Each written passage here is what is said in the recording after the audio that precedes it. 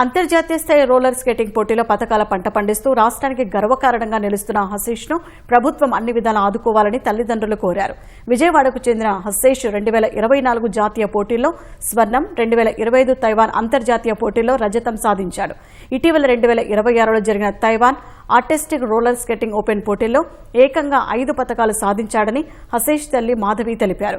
హసీష్కు ప్రభుత్వం ఆర్థికంగా అండగా నిలిస్తే భవిష్యత్తులో మరిన్ని అంతర్జాతీయ పతకాలు సాధిస్తాడని తల్లిదండ్రులు ఆకాంక్షించారు. నాకు ఫ్యామిలీ సపోర్ట్ ఉంది కాబట్టి నేను ఇంకా ముందు ప్రాక్టీస్కి వెళ్తున్నాను. అలానే మా కోచ్ సత్యం సార్, ఆయన టీమిండియా కోచ్, మంత్కి 2 సార్లు వచ్చి నేర్పిస్తారు. ఇంకా ప్రతిరోజు ఆన్లైన్లో నేను నేర్చుకుంటాను సార్కి వాట్సాప్ పెట్టి. ఇంకా ఫర్దర్గా ఏమైనా డౌట్స్ ఉంటే హాలిడేస్ ఉన్నప్పుడు నేనే వైజాగ్ వెళ్ళి నేర్చుకుంటాను. AP team coach Chittubabu sir, వీళ్ళిద్దరు సపోర్టింగ్తోనే నేను ఇలా మెలకువలు అన్నీ నేర్చుకోవడం జరుగుతుంది.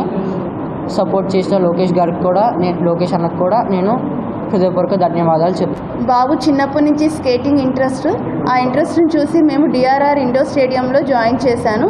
2018 నుంచి స్కేటింగ్ చేస్తున్నాడు.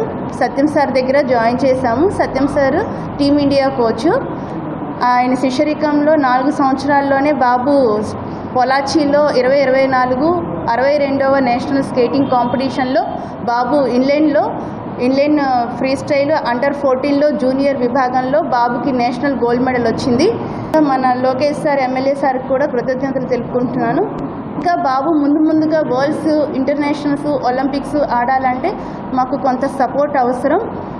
సపోర్ట్ చేయాలని కోరుకుంటున్నాను. ప్రభుత్వం నుంచి కూడా మాకు సపోర్ట్ అందాలని కోరుకుంటున్నాను.